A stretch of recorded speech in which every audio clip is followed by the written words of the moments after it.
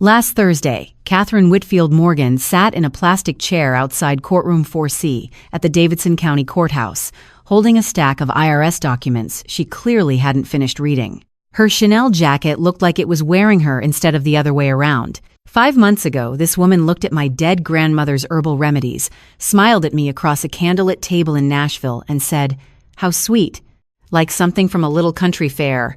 She wasn't smiling anymore. She wasn't on the phone. She wasn't fixing her lipstick or adjusting her posture or doing any of the things Catherine Whitfield Morgan normally does to remind a room that she exists. She was just sitting there, staring at the wall across the hallway like it owed her an apology. Her pearl white Lexus was the only car left on the east side of the parking lot. I could see it through the window. Even her car looked lonely. 5 months earlier, this woman ran 4 medical spas across Nashville, controlled a limited liability company worth nearly $2 million a year, and was 3 weeks away from announcing a campaign for city council.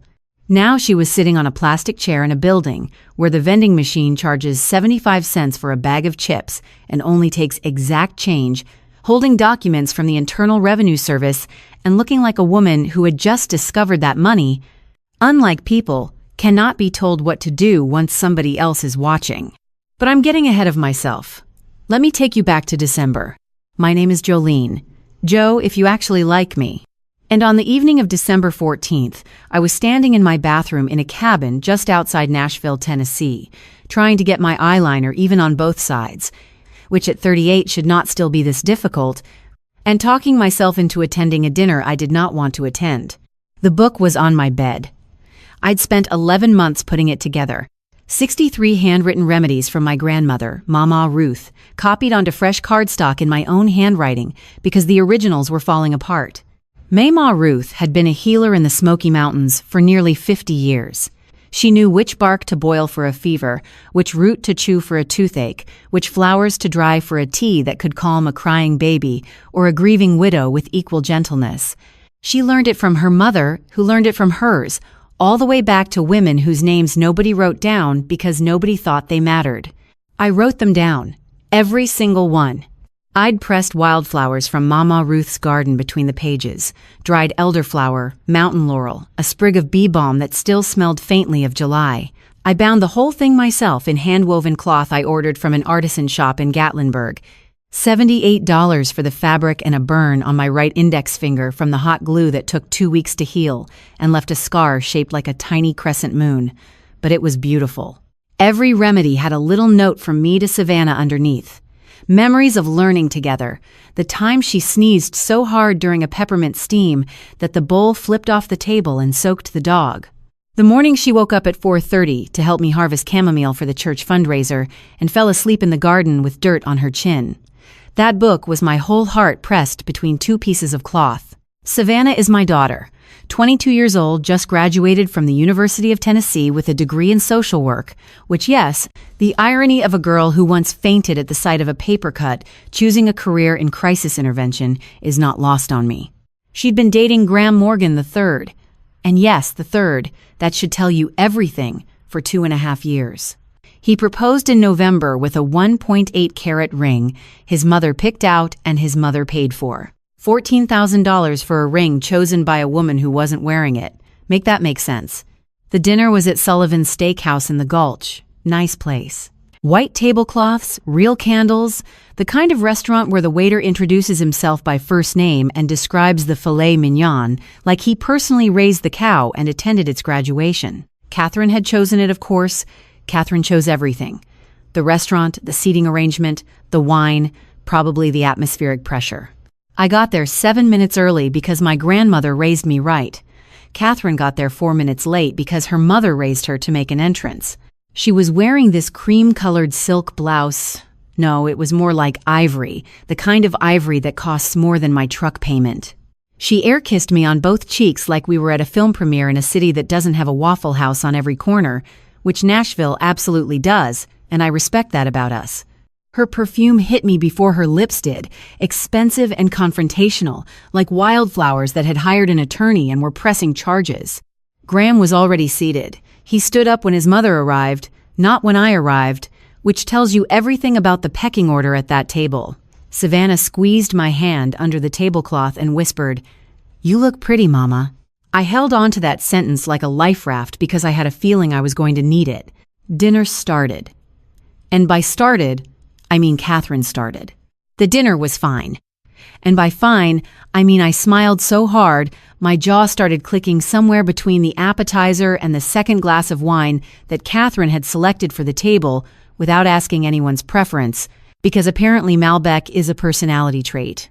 She made 4 comments about Savannah's future that were really comments about my tax bracket, each one wrapped in silk, tucked inside a compliment like a razor blade in a valentine. Savannah has so much potential, especially now that she has the right people around her. The right people. Not me. The right people. Graham said nothing useful. He never does. That boy has the structural integrity of a wet napkin. He sat there cutting his steak into identical rectangles, like a man whose mother still organizes his closet by season, which she probably does. I once watched him ask Catherine's permission to order dessert. He was 23 years old, at a restaurant, asking his mother if he could have chocolate cake. I wanted to slide him a note that said, "Blink twice if you need help." Then came the gifts. Catherine went first. Of course she did. She presented Savannah with a David Yurman bracelet. White gold, little diamond accents came in that navy blue box that's basically a zip code in jewelry form. Everyone at the table made the appropriate noises. Catherine beamed. She held Savannah's wrist while she fastened the clasp, and the way she did it, fingers precise, proprietary, like she was attaching a tag to something she'd purchased. I watched my daughter's face and saw her perform gratitude the way Catherine had taught her. Polished, correct, empty in the places that mattered. Then it was my turn. I handed Savannah the book. My book. 11 months. 63 remedies. Pressed wildflowers from a garden in the Smoky Mountains that doesn't exist anymore because the woman who planted it is buried on the hill above it. Savannah opened it, and her eyes. I saw it. I saw her chin tremble. She ran her finger over Mama Ruth's handwriting on the first page, the faded original I'd pressed under glass and set into the inside cover. Her fingertip traced the loops of Mama Ruth's cursive, the way she wrote the word elderflower like it had all the time in the world. Savannah looked at me, and for 1 second she was 12 again. Dirt on her chin, chamomile in her hair. My girl. Catherine leaned over. She looked at the book. She tilted her head the way people do when they're about to say something cruel but want it to look like curiosity. Like a bird examining something it's about to peck. How sweet, like something from a little country fair. She said it with a smile. She said it the way you'd compliment a child's finger painting, with that specific breed of condescension that's designed to be deniable. "Oh, I was just being nice," she'd say later if anyone called her on it, and she'd believe herself. That's the thing about Catherine. She genuinely thinks she's kind. She thinks cruelty and kindness are the same thing, as long as you're smiling when you do it. I looked at Savannah. My daughter. My girl, who I raised alone since she was 16, who I drove to school every morning in a Ford Ranger with a dented tailgate, who I sat with at the kitchen table until midnight, helping her with statistics even though I hadn't taken a math class since 2006. My daughter looked down at her plate and said nothing. Graham studied his water glass like it contained a doctoral thesis. I sat there for 3 seconds. I counted them. 1. Did this really just happen? 2. Did my daughter really just let that go? 3. Okay, Jolene. Okay. I picked up my coat. I picked up my purse. I did not pick up the recipe book because I forgot it was still on the table, and I was seeing white around the edges of my vision, which is what happens to me when I'm furious. I don't cry. I just lose my peripheral vision. That's probably not medically ideal, but it's how I'm wired, and at least I've never rear-ended anyone because of it. Yet, I walked out of Sullivan's Steakhouse at 8:52 on a Saturday night in December, got into my dented Ford Ranger, and drove home at exactly the speed limit. Because angry people speed. Furious people drive carefully. They're already planning. I'd spent 35 minutes on my makeup that night. 35 minutes for a woman who thinks I'm a county fair attraction.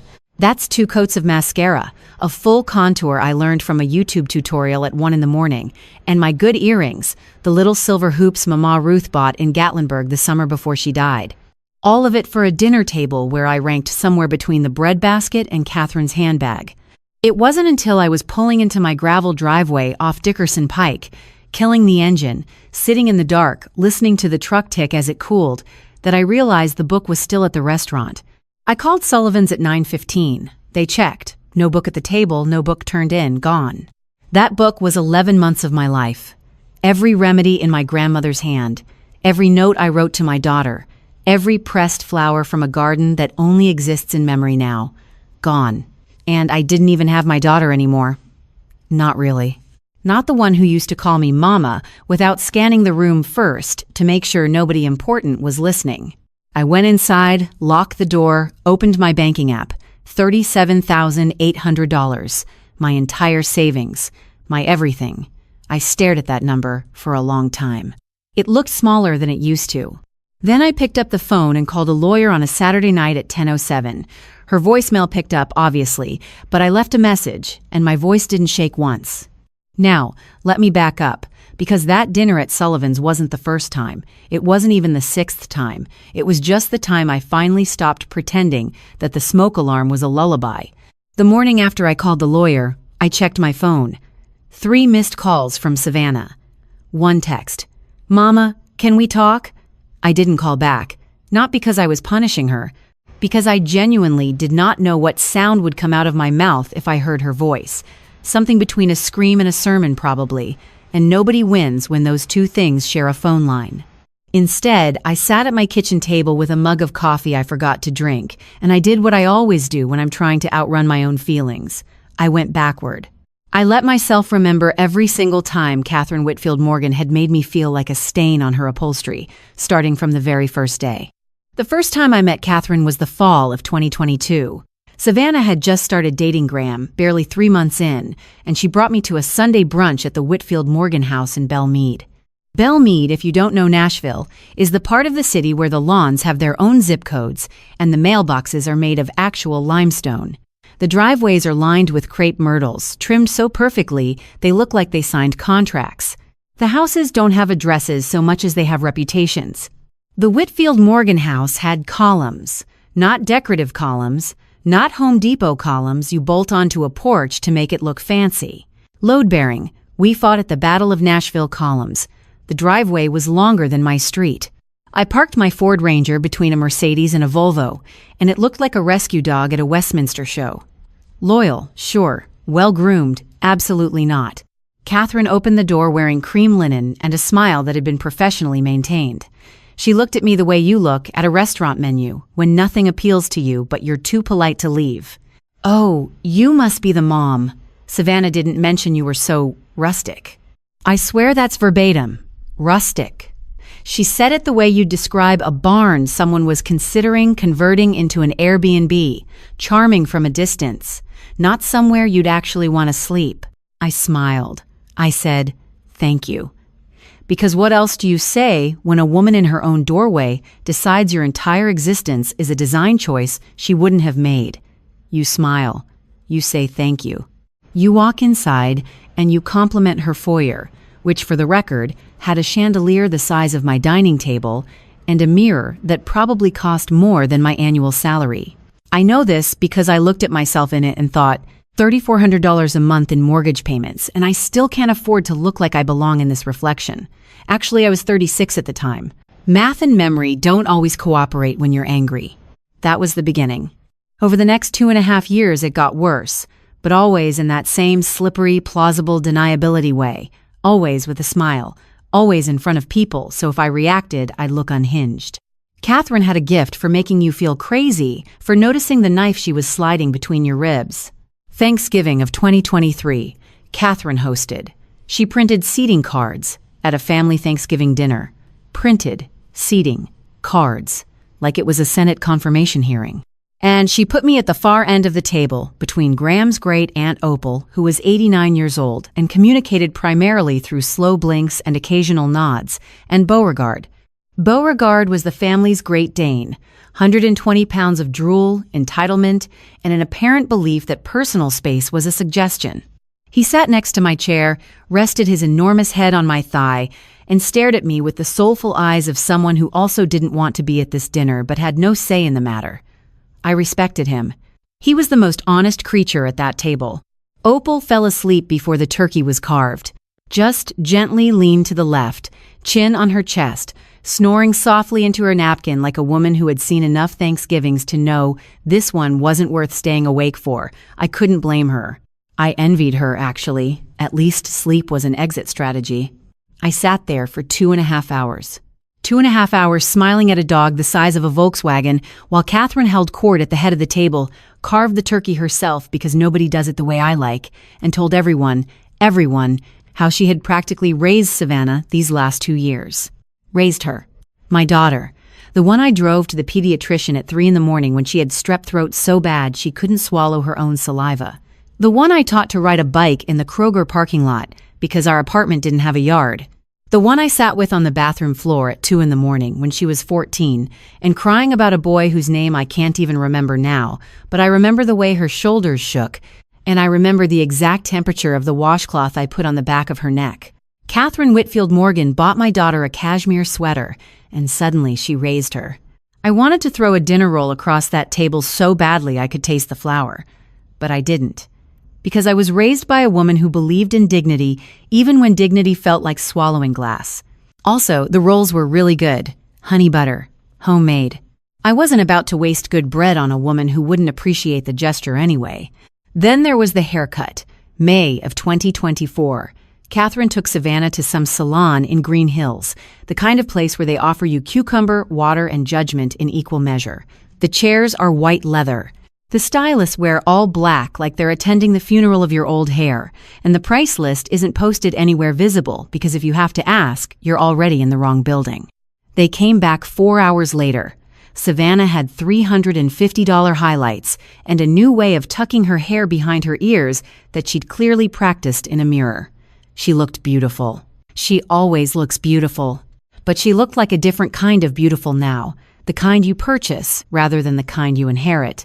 Catherine stood behind her in my doorway, one hand on Savannah's shoulder like a sculptor presenting her latest work, and said, "Your mother clearly doesn't know what conditioner costs these days." So I figured Aunt Cat would step in. She wasn't Savannah's aunt. She wasn't anyone's aunt. She was her boyfriend's mother. She was a woman who had known my daughter for 2 years and had already started redrawing the family tree with herself at the top, in permanent ink, with gilded edges. I smiled. I said thank you. I complimented the highlights, and after they left, I went inside and scrubbed my kitchen countertop until my wrists ached and the sponge fell apart in my hands.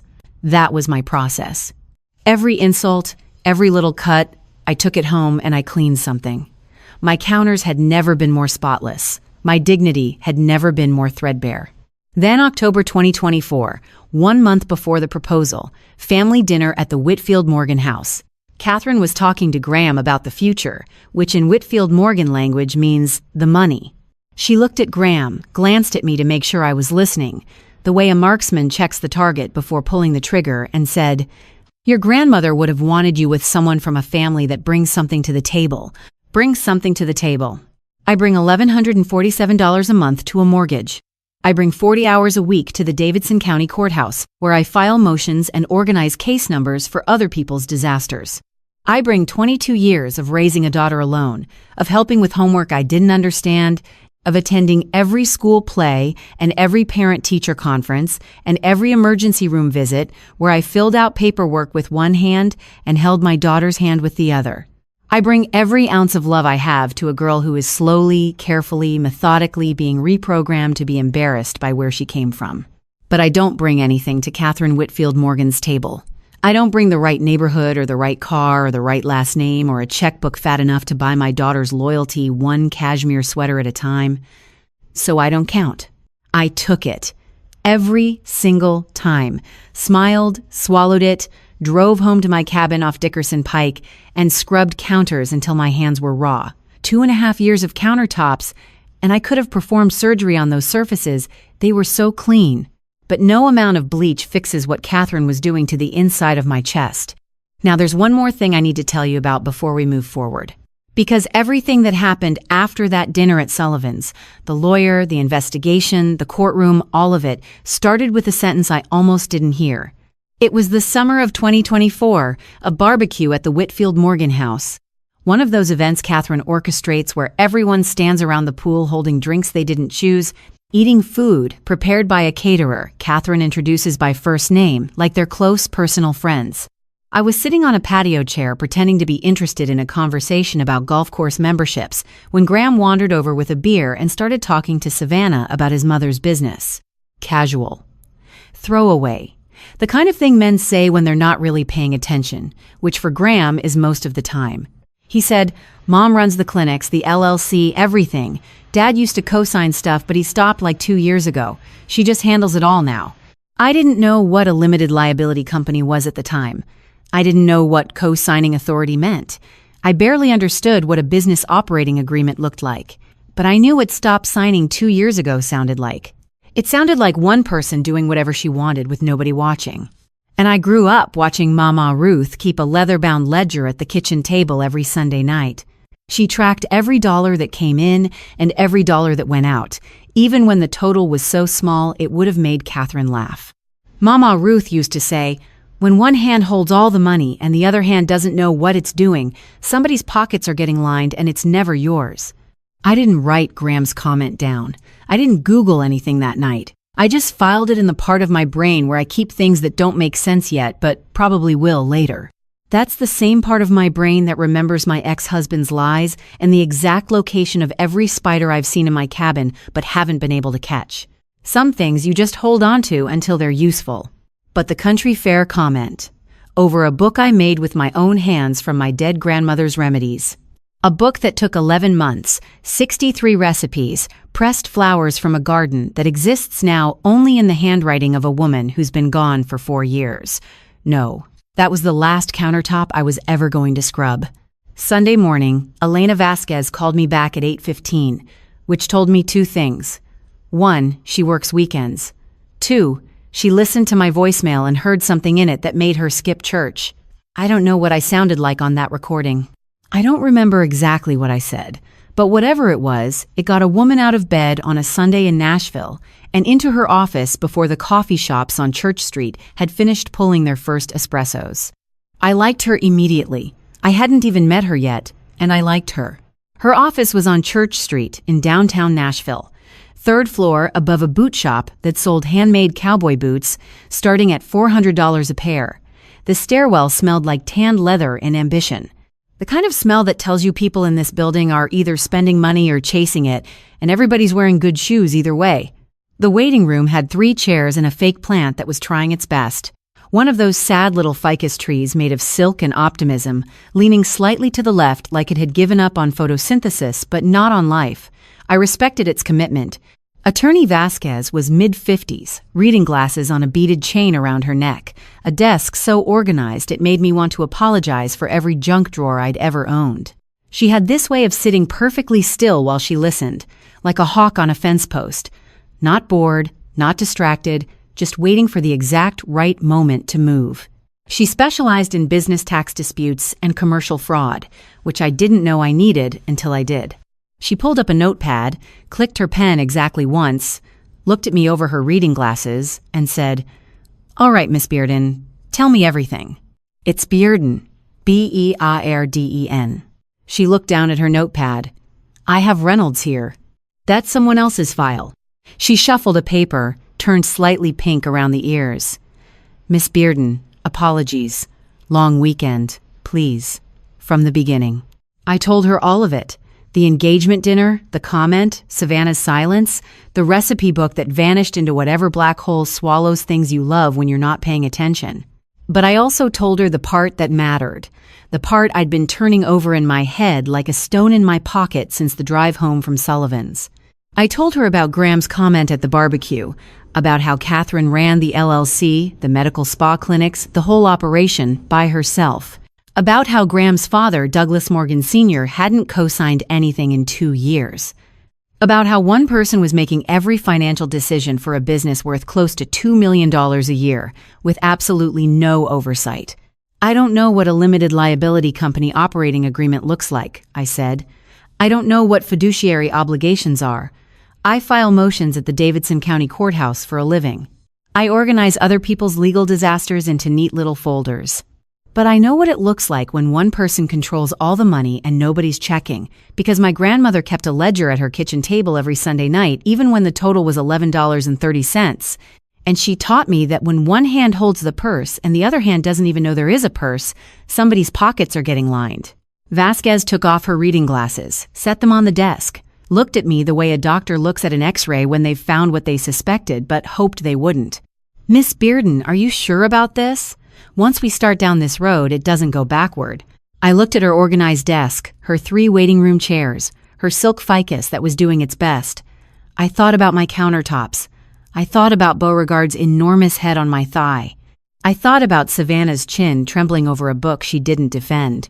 "I file other people's disasters every day," I said. "I know what fraud smells like before anyone opens the folder. I've been smelling it for months. I just didn't have a name for it." She quoted me a retainer, $4,200. I wrote the check from my savings account. $37,800 minus $4,200 is $33,600. And yes, I did that math in my head right there in her office while my pen was still touching the paper. Every dollar had a face. That was 3 months of my property tax.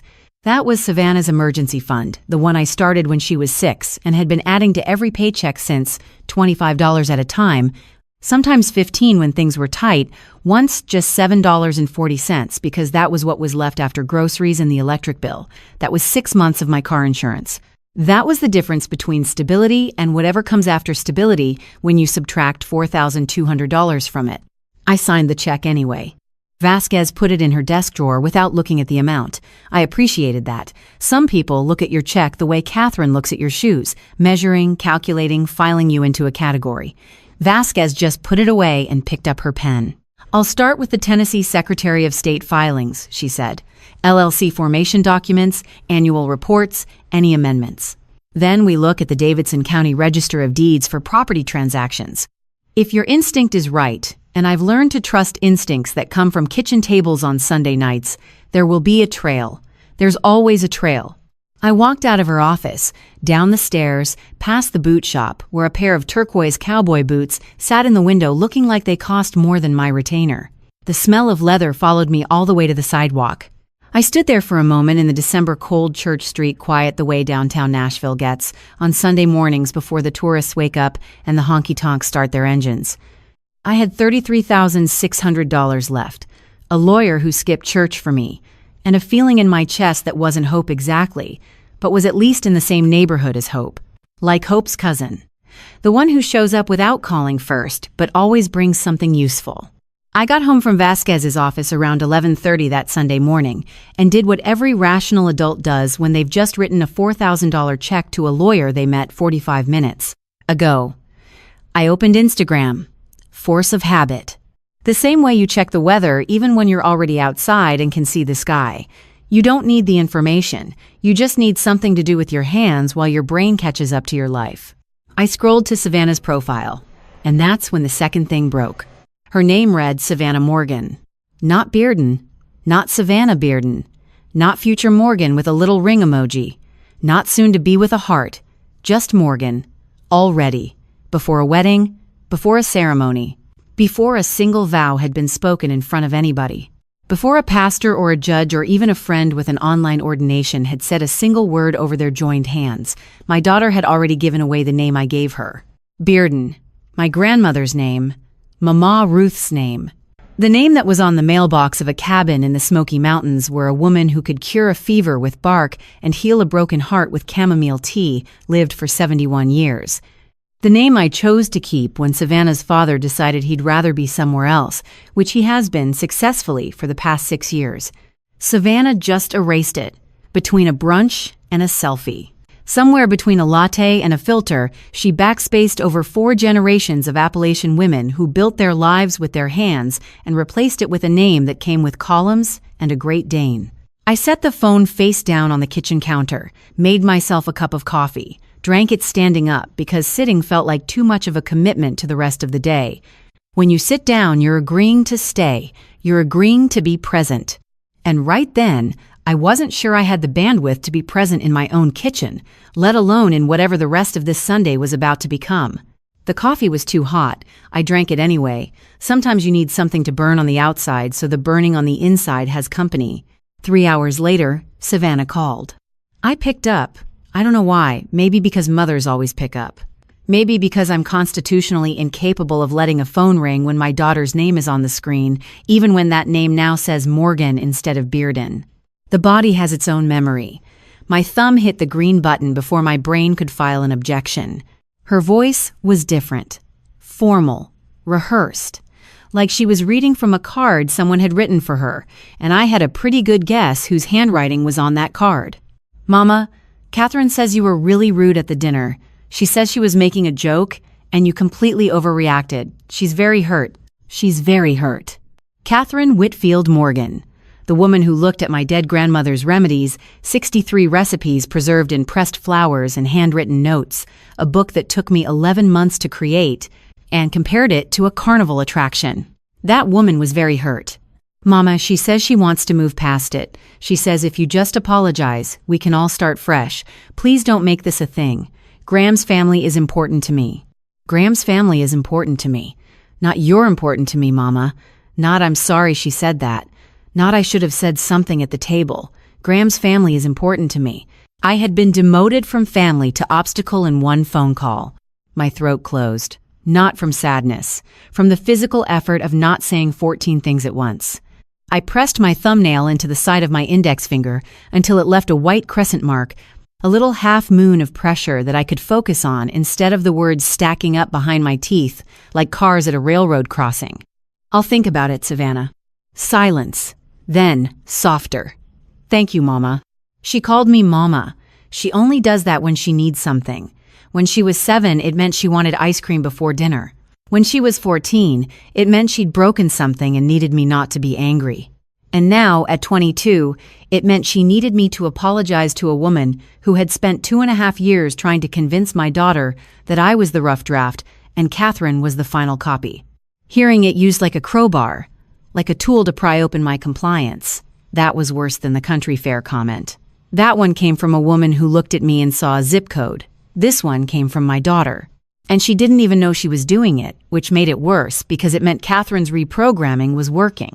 I hung up, stood in my kitchen, opened the junk drawer, reorganized it, threw out 4 expired coupons, 3 dead batteries, and a pen that hadn't worked since the first Obama administration. Not a political statement, a timeline observation. Closed the drawer, opened it again, reorganized it differently. Put the batteries back, then took them out again because what was I going to do with dead batteries and who was I arguing with inside a junk drawer at 2 p.m. on a Sunday? Closed the drawer, leaned against the counter, looked at the ceiling. Then I called Vasquez. Not to cry, not to vent, to ask a very specific question. How fast can we find out what's inside that LLC? Vasquez paused. 1 second, 2. Then she said, I'll have preliminary filings by Friday. And Miss Bearden, don't scrub any more countertops. We're going to need your energy for something more productive. I almost smiled. Almost. I have this way of acknowledging humor without fully committing to it when I'm still furious, like a dog that sees the treat but isn't ready to forgive you for the bath. I hung up, closed the junk drawer one final time, and left it alone. I was done reorganizing things that didn't matter. It was time to start opening files that did. I called Tammy Raines on a Wednesday because Wednesdays are her deadline days at the paper, and she's always in a foul enough mood to be useful. Tammy operates on a specific emotional frequency. On Mondays, she's optimistic. On Tuesdays, she's productive. On Wednesdays, she's murderous. And murder, I've found, is an excellent motivational state when you need someone to dig through financial records on your behalf. Tammy has been my best friend since we were both 28 and temping at the same insurance agency in Antioch. She was answering phones. I was filing claims. We bonded over the fact that our supervisor, a man named Dale who wore short-sleeved dress shirts in January, microwaved catfish in the break room every single day at noon. Every single day. Catfish in a shared microwave, in an enclosed space. The smell embedded itself in the ceiling tiles. It's probably still there. Dale is probably still there. Some horrors are permanent. That shared trauma bonded us in a way that nothing else could. Some friendships are built on love. Ours was built on fish-related PTSD, and honestly, it's the stronger foundation. Tammy is an investigative reporter now at the Nashville Independent. She is 5'2", wears red-framed reading glasses she does not need because she thinks they make her look like she's about to subpoena someone, and has a laugh that sounds like a blender with a loose lid. Loud, chaotic, and slightly dangerous if you're standing too close. I love her more than most of my actual relatives, and I have a lot of relatives because Mama Ruth had 6 sisters, and every one of them had children who show up at reunions with casseroles and unsolicited opinions. But Tammy was also fighting her own war that winter. Her ex-husband, Derek, had filed a motion to modify their custody agreement for their son, Marcus. 7 years old, front tooth missing, a laugh that could power a small generator. Derek wanted to reduce Tammy's weekends from 2 per month to 1 because he'd moved into a bigger apartment with his girlfriend and suddenly decided he was America's greatest father. Tammy was spending every spare hour prepping with her own attorney, gathering school records and pediatric receipts and character statements, losing sleep, drinking coffee at a volume that concerned me as both her friend and a person who understands how kidneys work. I'm telling you this now because it matters later. Remember it. I called her from the floor of my bedroom. Back against the bed, legs stretched out, phone on speaker balanced on my knee. This is apparently where I make important phone calls now. On the floor, like a teenager.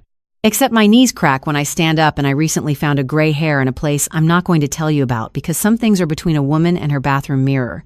I told Tammy everything. The dinner, the country fair, the recipe book disappearing, Savannah's silence, the Instagram name change, the retainer check, Vasquez, all of it. The whole ugly casserole. Tammy was quiet for 12 seconds. I counted.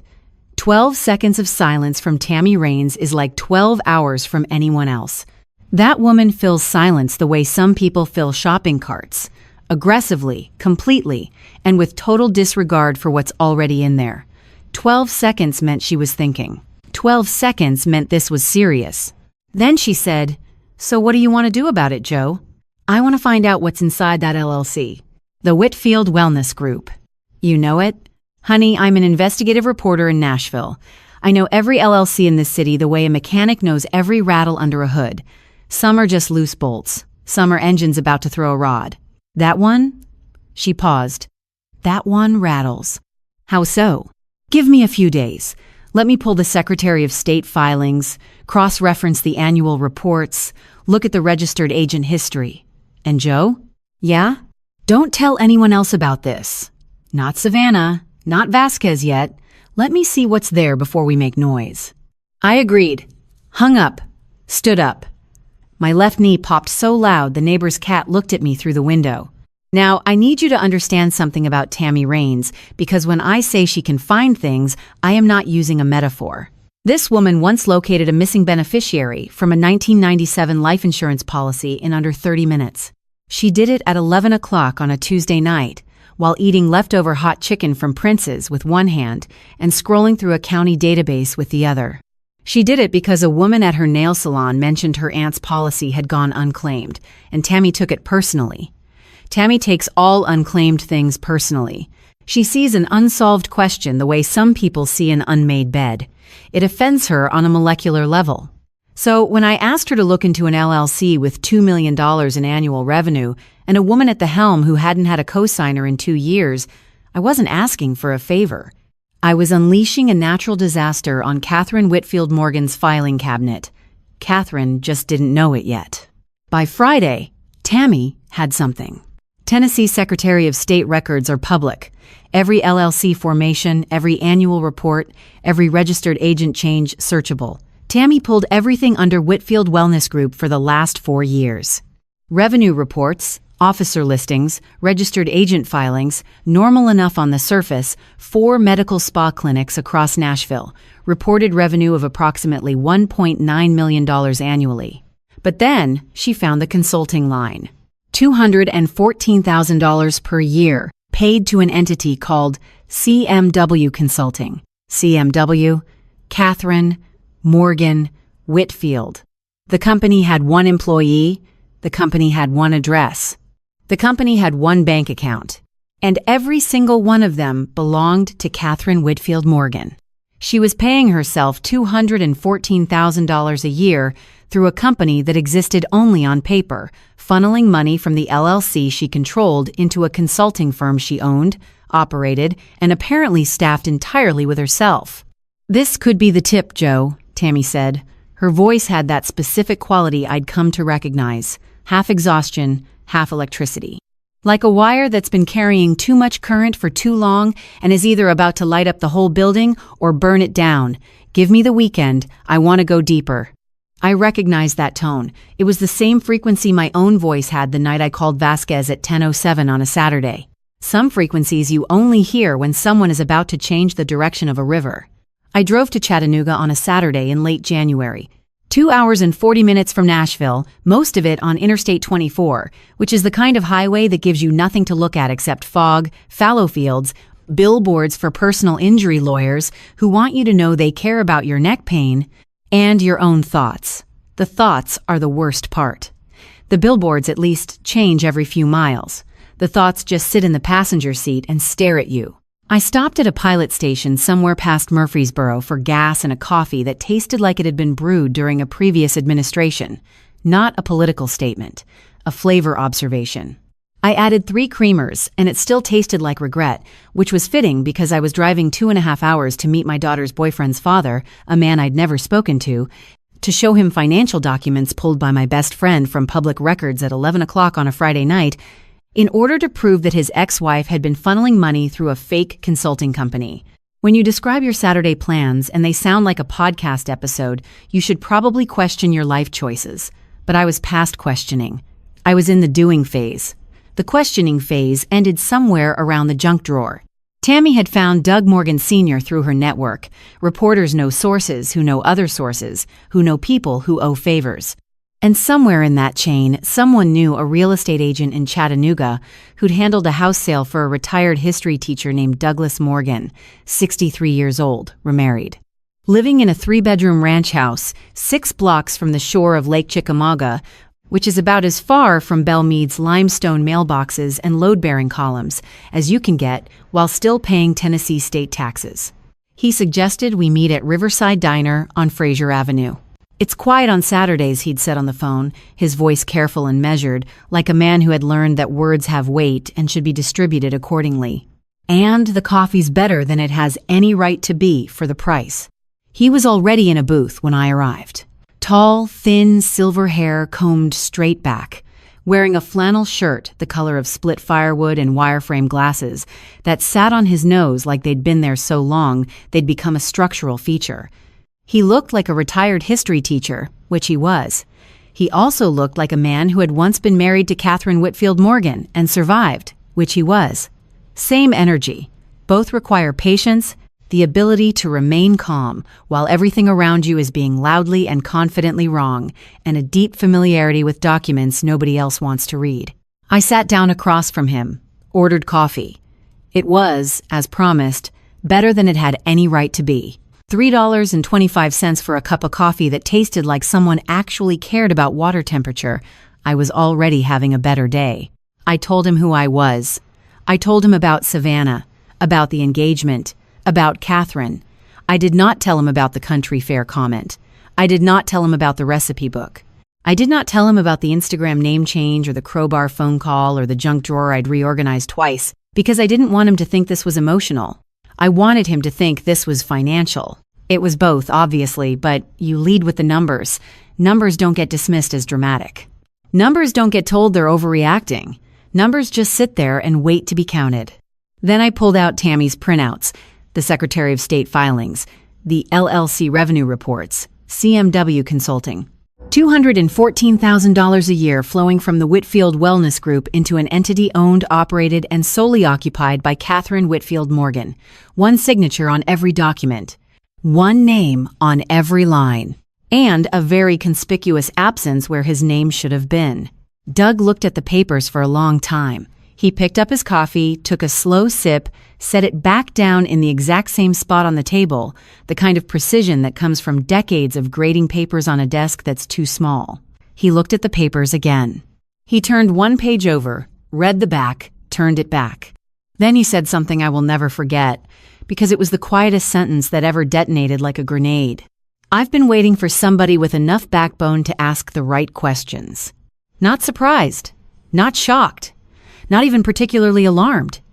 He'd suspected for years. He told me so. After the divorce in 2017, the LLC operating agreement required both of them, as co-owners, to authorize any expenditure over $10,000. Standard. It's the whole point of having two names on a business, checks and balances. One person can't just move money without the other one agreeing.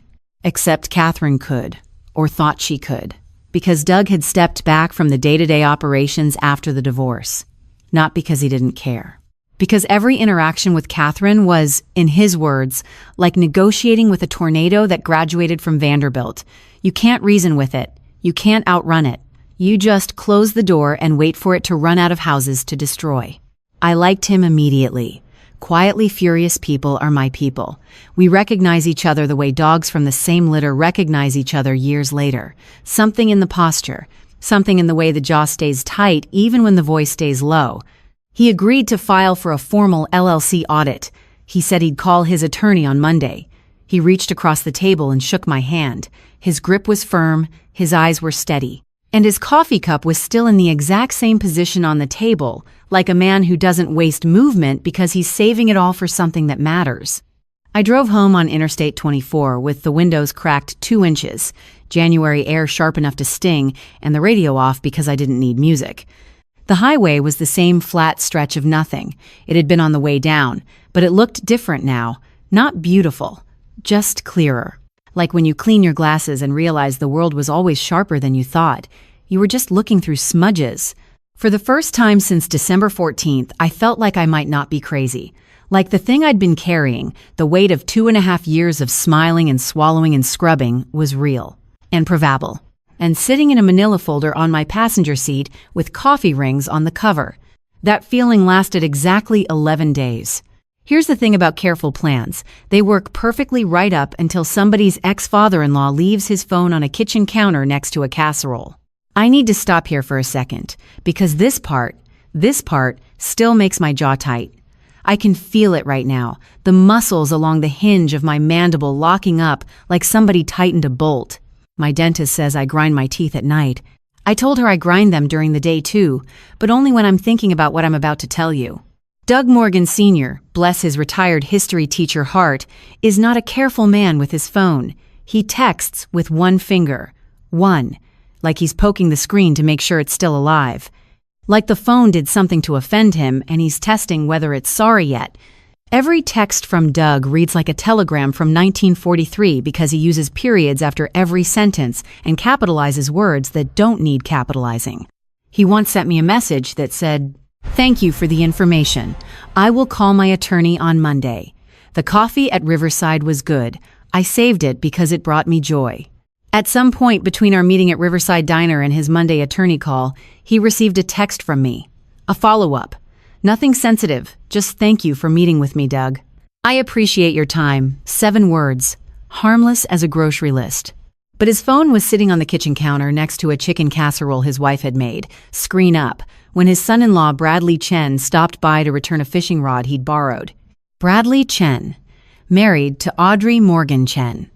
Audrey, who is Graham's older sister.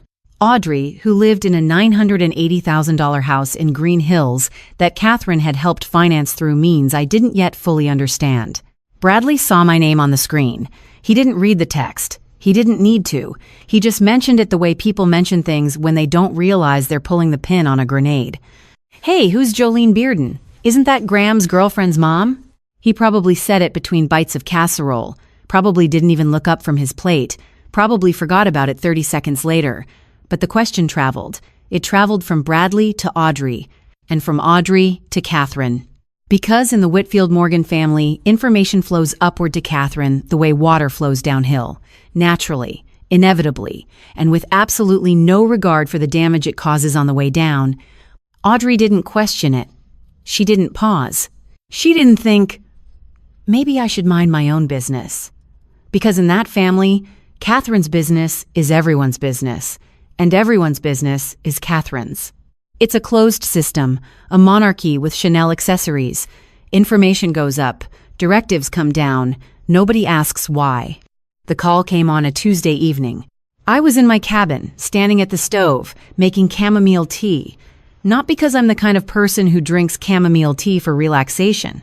I drink it because Mama Ruth used to make it when the day had been long and the world had been loud, and the smell of it steeping is the closest thing I have to hearing her voice. I was watching the water darken, watching the dried flowers uncurl in the heat, doing absolutely nothing wrong in my own kitchen, and my phone rang.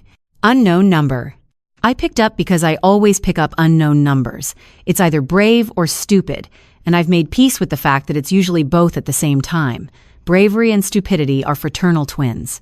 They look alike until you see the consequences. Jolene. Not hello, not hi, not this is Catherine, or do you have a minute, or any of the social scaffolding that normal human beings construct around a phone call. Just my name. Spoken in that voice. Cold honey. Smooth and suffocating. The kind of voice that makes you feel like you're being poured into a jar and someone is about to screw the lid on tight. I hear you've been chatting with my ex-husband Jolene. That's cute. The chamomile flowers were fully open now, little yellow and white blooms floating in water that was turning gold. I watched them spin slowly in the current from the heat. But if you keep going, she continued, and her voice dropped half an octave, the way a temperature drops before a storm, not gradually, but all at once, like the air itself has made a decision. I will make sure Savannah sees exactly what kind of mother raised her. She let that land. 1 second. 2 seconds. I could hear her breathing. Measured. Controlled. The breathing of a woman who practices intimidation the way other people practice yoga. And then I'll make sure your little courthouse job sees it too. She hung up. Didn't wait for a response. Didn't need one. She delivered her payload and disconnected, the conversational equivalent of a drone strike. Precise, remote, and designed to destroy something specific without getting any dust on her hands. I stood there. The chamomile was oversteeped now. It would taste bitter. I turned off the stove, poured the tea down the sink, and watched the little flowers swirl around the drain like tiny lifeboats circling a whirlpool. The threat wasn't vague. It wasn't wrapped in a smile. It wasn't delivered across a candlelit table with plausible deniability and a wine pairing. This was direct. This was a woman who had been told someone was looking at her books, and she had responded not by examining her own behavior, but by threatening to destroy the person holding the flashlight. That tells you everything you need to know about Catherine Whitfield Morgan. Innocent people don't make threats. They make phone calls to their accountants. I picked up my phone and called Tammy, straight to voicemail. Her voicemail message, which hasn't changed since 2021, says, "You've reached Tammy Raines. Leave a message." If this is Derek, my attorney's number is on the refrigerator. I didn't leave a message. I called again an hour later. Nothing. Called at 9. Nothing. Texted her at 9:30. Call me when you can. It's important. The message sat there, delivered, not read. And that's when the quiet started. Here's the thing about Tammy, and this is the part I haven't told you yet, the part that explains the silence, the part that makes me feel guilty even now because I should have known. While I was driving to Chattanooga and meeting Doug Sr. and feeling like the protagonist of my own legal thriller, Tammy Raines was fighting for her life. Not figuratively. Not in the dramatic, everything is a battle way people use that phrase when they're describing a hard week at work. Tammy was sitting in a conference room across from her ex-husband's attorney, defending her right to see her own son on weekends. Both weekends. Not one. Both. Derek's motion had landed 3 days before my call. He claimed his new apartment had a bedroom for Marcus, that his work schedule had changed, that he was more available now, which in Derek's language meant his girlfriend had convinced him that part-time fatherhood looked good on a dating profile, and full-time fatherhood looked even better. Tammy's attorney needed documentation going back 2 years, school pickup logs, pediatric visit records, after-school program receipts, character statements from Marcus's teacher, his soccer coach, his best friend's mother. Tammy was assembling her son's entire childhood into a 3-ring binder, and she was doing it while working full-time at a newspaper that was already threatening to cut her position. She was drowning, and I'd been so deep in my own flood that I hadn't noticed the water rising in hers. The silence lasted 3 days after Catherine's call. 3 days of nothing from Tammy. I told myself she was busy. I told myself the weekend research took longer than expected. I told myself to be patient. And then, on a Friday morning, the doorbell rang. Not Savannah, not Tammy, not anybody I wanted to see. A process server. A young man in a blue polo shirt, couldn't have been older than 25, holding a manila envelope. The way you hold something you know is going to ruin someone's day, but you're getting paid $14 to deliver it, so you keep your face neutral and your arm extended. Jolene Bearden? Yes. You've been served. He handed me the envelope, walked back to his car, and drove away. The whole interaction took 11 seconds. I know because I counted, the way I've been counting everything since December 14th. Seconds, dollars, insults, exits. My life had become a series of numbers that kept adding up to things I didn't want. I opened it, standing in my doorway. The cold air was coming in through the gap between the door and the frame, and somewhere in my yard a cardinal was singing, which felt personally inconsiderate given the circumstances. Defamation suit.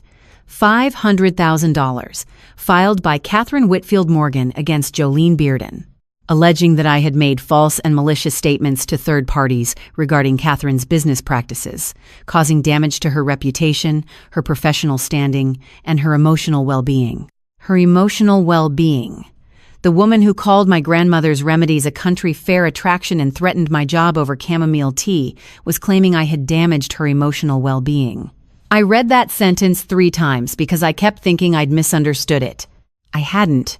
It was right there in legal language that cost somebody $475 an hour to write. I closed the door, sat down on the kitchen floor. Not a chair, the floor. Because chairs felt like they required a level of composure I did not currently possess, and the floor has never once judged me. She wasn't just trying to silence me, she was trying to bury me under legal fees I couldn't afford, in a system I worked in every single day. She was using my own courthouse against me. I filed motions in that building. I organized case numbers. I walked those hallways 5 days a week, and now my own name was going to be in one of those case files, in one of those folders, in one of those drawers I'd spent 6 years keeping organized. I called Vasquez. She answered on the second ring, which told me she'd been waiting for something like this. I got served. Defamation? $500,000. A pause. But not the expensive kind. The thinking kind. The kind that meant she was already 3 moves ahead and was deciding which one to tell me about first. Don't panic, Miss Bearden. Truth is the absolute defense against defamation. If what you told Doug Sr. is true, and our preliminary research strongly suggests it is, then her lawsuit isn't a weapon, it's a mistake. She's essentially handed us a courtroom and a microphone. I wanted to feel comforted by that. I wanted to lean into the legal logic, the constitutional protection, the absolute defense. But absolute defense still costs money. And my defense was going to cost $2,800 in additional retainer. $33,600 minus $2,800 is $30,800. I did the math on the kitchen floor, which is apparently my office now. Every dollar had a face. That $2,800 was Marcus's birthday present I'd been planning to help Tammy with. That was my property tax buffer. That was the gap between managing and drowning. I signed the authorization over the phone. Vasquez said she'd file a response within 10 days.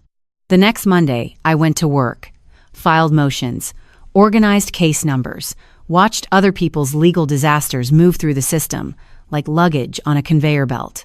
And somewhere in that same system, in that same building, my name was now attached to a case number I hadn't assigned, a folder I hadn't filed, a disaster that was mine. I sat at my desk and processed 3 custody filings, 2 property disputes, and an estate challenge. I ate a granola bar at 11:15 because I'd forgotten to pack lunch. I drank water from a paper cup. I did my job.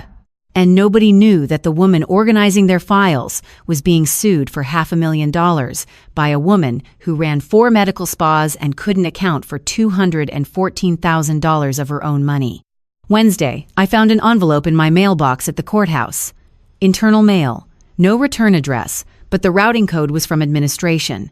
Inside was a single sheet of paper. A formal notice regarding conduct unbecoming a Davidson County court employee. Someone had sent an anonymous email to my supervisor, alleging that I was using courthouse resources for personal legal matters and that my behavior constituted a conflict of interest. I knew who sent it. I couldn't prove it. But I knew the way you know the sound of a specific car engine or the rhythm of a specific pair of heels on a marble floor. Catherine didn't sign her name to the anonymous email the same way she didn't sign her name to the consulting invoices. Invisible authorship was her specialty. That evening, sitting in my truck in the courthouse parking lot, I checked my phone. One new message from Savannah. "Mama, everyone says you've lost it. Please stop." Everyone says. Not I think or I'm worried or can we talk. Everyone says. My daughter had become a spokesperson for a committee I wasn't allowed to see, delivering a verdict I wasn't allowed to appeal. 3 fronts: my daughter, my job, my savings. Catherine Whitfield Morgan wasn't just fighting me. She was surrounding me. 12 days. That's how long I was completely alone. No Tammy. No Vasquez updates, because there was nothing to update until Doug filed. And Doug moved at the speed of a man who pokes his phone with one finger and capitalizes words like coffee and Monday. No Savannah, no Doug, no one. Just me, a defamation lawsuit, an anonymous complaint in my personnel file, and a ceiling fan, with one warped blade that I've been meaning to fix for 3 years and absolutely never will. That fan wobbles every night, a soft, uneven rhythm. Tick, tick, tick, tick, tick, tick, tick, tick, like a heartbeat with a limp. I've memorized it the way you memorize something you hate but can't escape. It's become the soundtrack of every night I can't sleep, which lately is every night. I found out about Tammy on day 4, not from Tammy, from a mutual friend who worked in the same building as the Nashville Independent. The paper's editor-in-chief had received a call. I don't know from whom, but I can guess, because Catherine Whitfield Morgan collects influence the way some people collect stamps, quietly, systematically, and with an organizational structure that would impress a librarian. The editor was told that one of his reporters was conducting an unauthorized investigation into a prominent Nashville businesswoman using company resources. Tammy was suspended pending internal review. They locked her computer. They revoked her press credentials. They escorted her out of the building with a cardboard box and the specific kind of professional humiliation that's designed to make you feel like you did something wrong even when you didn't. She didn't call me. She didn't text. She was neck deep in her own crisis, custody prep and now a career implosion, and I was neck deep in mine, and we were drowning in parallel, 2 women in separate bodies of water who couldn't even wave to each other.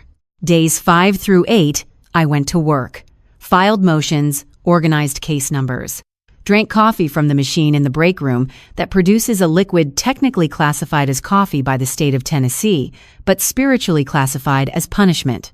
I smiled at colleagues. I processed paperwork. I ate lunch at my desk because the break room felt too social and the parking lot felt too pathetic, and my desk was the only place where I could be alone without anyone thinking I was falling apart. I was falling apart. But I was doing it very neatly, in organized stacks, filed alphabetically, because that's how I fall apart. Other people cry. Other people scream. I organize. I alphabetize. I make sure the margins are even and the staples are straight while the building inside me burns floor by floor. Day 9, Wednesday. I left work at 5:17. Drove to the Kroger on Dickerson Pike because I needed milk, and because going home to an empty cabin felt like agreeing to be alone, and at least Kroger had fluorescent lighting and other humans, even if those humans were strangers buying frozen dinners and arguing about coupons. I bought the milk, I walked to my truck, I got in, and then I didn't leave. 52 minutes. I sat in my Ford Ranger in the Kroger parking lot for 52 minutes with the engine off, my hands on the steering wheel, and the milk getting warm in the passenger seat. The parking lot was half empty. The fluorescent lights above buzzed at that particular frequency that makes everything look slightly worse than it already is, which is impressive because things were already quite bad. A man walked past my truck carrying a rotisserie chicken and gave me a look that said he couldn't decide whether I needed help or whether he should walk faster. He chose faster. Wise. I wasn't going to rob anything. I wasn't going to hurt anyone. I was going to quit. I was going to drive to Church Street on Monday morning. I was going to walk up the stairs past the boot shop, sit down across from Vasquez and tell her to stop. Give me back whatever was left of my retainer. Drop the research. Let the CMW consulting invoices sit in their filing cabinets undisturbed. Let Doug Sr.'s audit request gather dust. Let Catherine keep every dollar she'd funneled through every shell company she'd built. Let her run her clinics and launch her campaign and buy my daughter one cashmere item at a time until there was nothing left of Bearden and Savannah except a last name she'd already erased. I was going to apologize to Catherine. Yes, apologize. To the woman who called me a country fair. To the woman who threatened my job over chamomile tea. To the woman who was suing me for $500,000 I didn't have. I was going to apologize because at least apologizing was familiar. At least surrendering had a shape. You know what surrender looks like. You know what it costs. And sometimes the known cost is less terrifying than the unknown one, even when the known cost is your dignity, because dignity doesn't pay the electric bill and it doesn't bring your daughter back and it doesn't fix a ceiling fan that wobbles every night at 2 a.m. I almost drove to Church Street that night. Almost. The only thing that stopped me was that the boot shop closes at 9 and the street-level door would be locked, which meant I'd have to stand on the sidewalk calling Vasquez's cell phone like a woman having a crisis, which I was. But I didn't want to look like it. Some collapses are private. Some surrenders happen in parking lots with warm milk and fluorescent lighting, and nobody ever knows. I drove home, made a granola bar my dinner, ate it standing over the kitchen sink with the lights off because putting it on a plate felt like too much optimism, and turning on the lights felt like too much commitment to being alive in my own kitchen. The granola bar tasted like oats and resignation.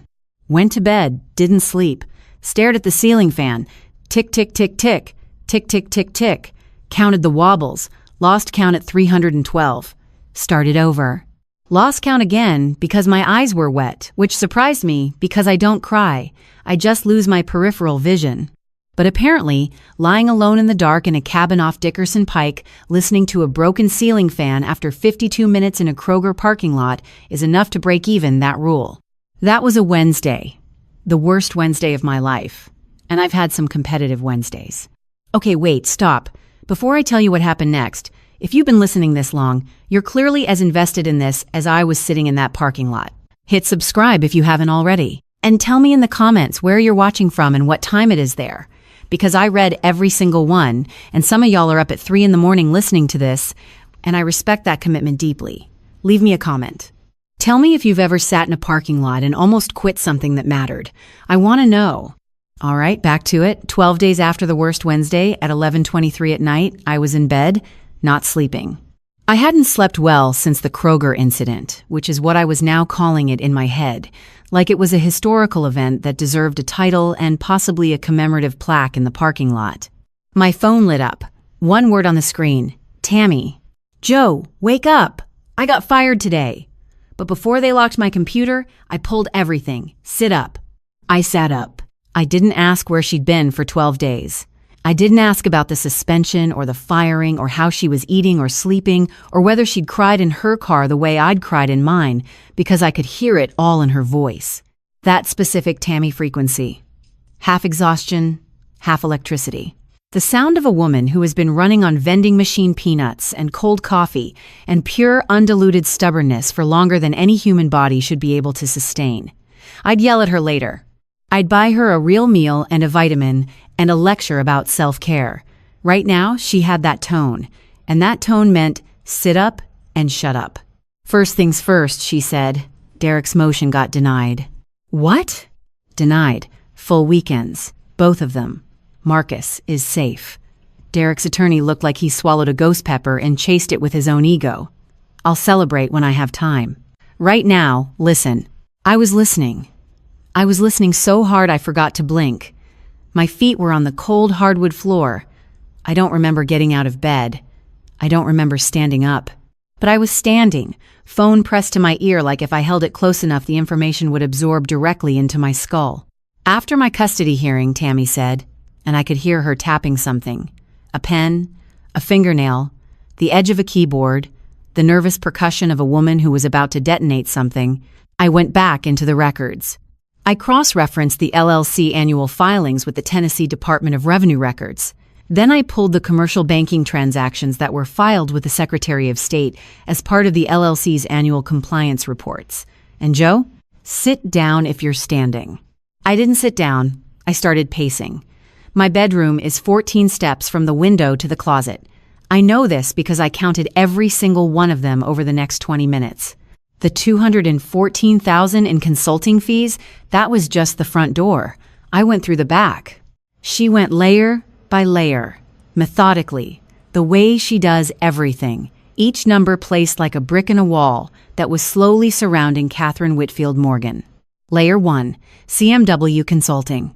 $214,000 over 3 years funneled from Whitfield Wellness Group into Catherine's personal accounts through a consulting company that had no office, no employees other than Catherine herself, and no evidence of any consulting services ever being performed. The invoices Tammy found were identical. Same template, same vague language. Strategic business consulting and operational advisory services. $71,000 a year for advice Catherine was giving to herself. She was her own consultant, her own client, her own invoice. She'd built a financial echo chamber and was paying herself to listen. Layer 2, $156,000 listed as clinic expansion and facility improvement in the LLC's operating expenses. The money went to a contractor in Nashville named Briarwood Custom Homes. Tammy pulled the building permits. The address on the permits was not a clinic. It was a residential address in Green Hills. 952 Hillmont Drive, Audrey Morgan Chen's house.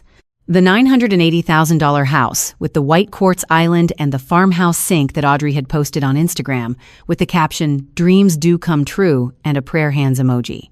Dreams do come true when your mother-in-law pays for them with someone else's business and writes it off as a clinic renovation. Every square inch of that kitchen was LLC money.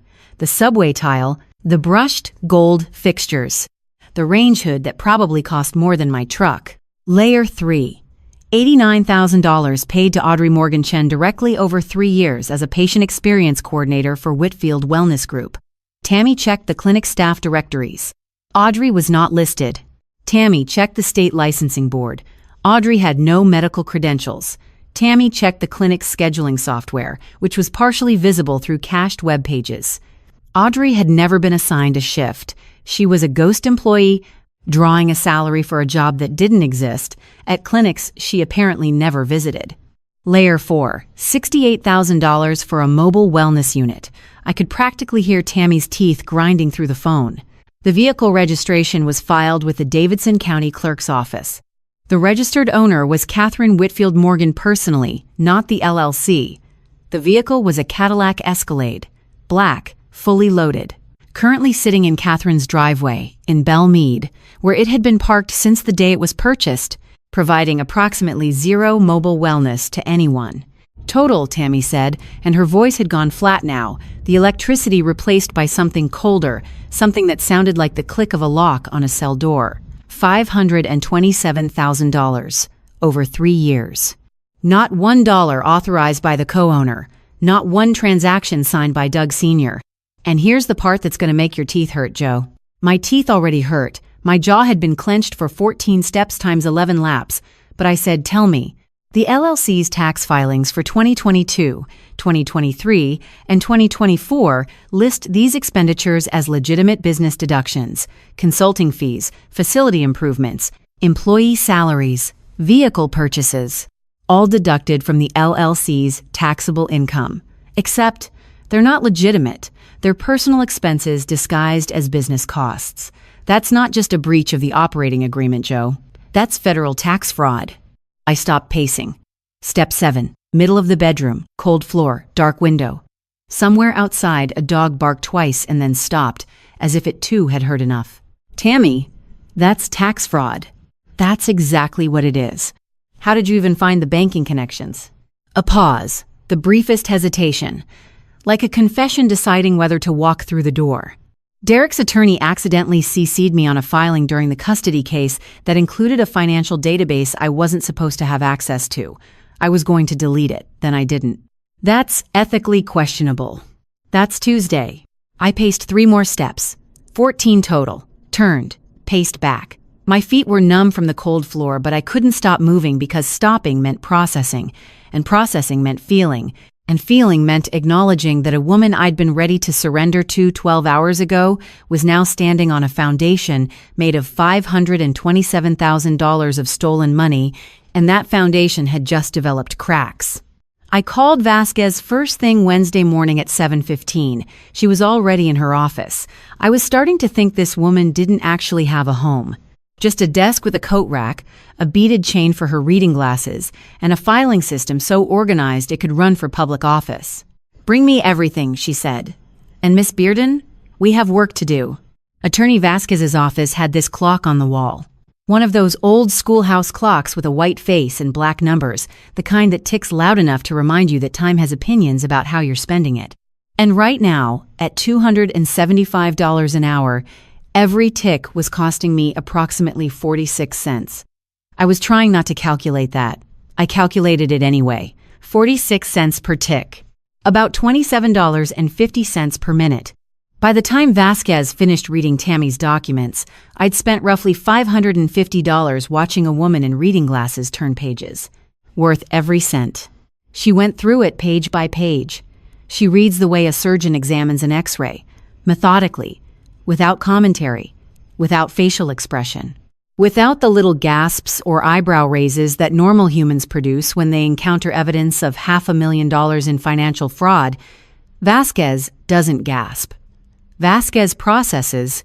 She absorbs information the way a sponge absorbs water, silently and completely, and you only know how much she's holding when she finally wrings it out.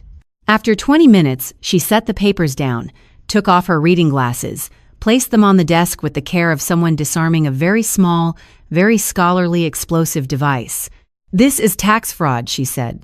"Multiple unauthorized transactions. No co-owner authorization. No documentation justifying any of these expenditures under the LLC's operating provisions. The consulting fees alone are textbook self-dealing. The employee payments to Mrs. Morgan Chen constitute fictitious payroll, and the vehicle registration filed under Mrs.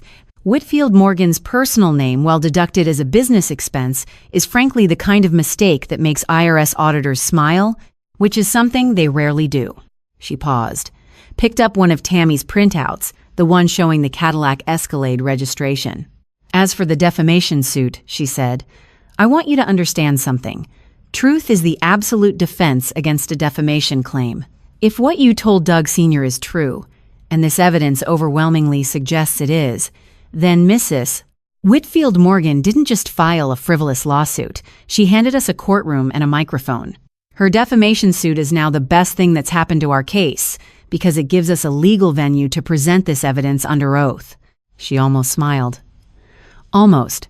Vasquez has this way of acknowledging good news without fully committing to celebration, like a cat that sees the treat but isn't ready to admit it's hungry. "Here's what we're going to do," she said. "First, I'll file a motion to dismiss the defamation suit on the grounds of truth and present the LLC findings as supporting evidence. Second, we need Doug Sr. to file his petition for the LLC audit. Third, we compile everything and prepare a referral to the IRS Criminal Investigation Division. In that order." I called Doug from Vasquez's office. He answered on the third ring. I could hear birds in the background, Lake Chickamauga birds, the kind that sound like they're arguing about fish. "Doug, we have the evidence. $527,000. Unauthorized, undocumented, 3 years. Silence. 4 seconds. Then, "When do you need me to file?" "As soon as you can." "Valentine's Day," he said. "Excuse me?" "I'll file on Valentine's Day, February 14th. Seemed like an appropriate day to serve my ex-wife with paperwork." I almost laughed. Almost. History teacher humor? Something like that.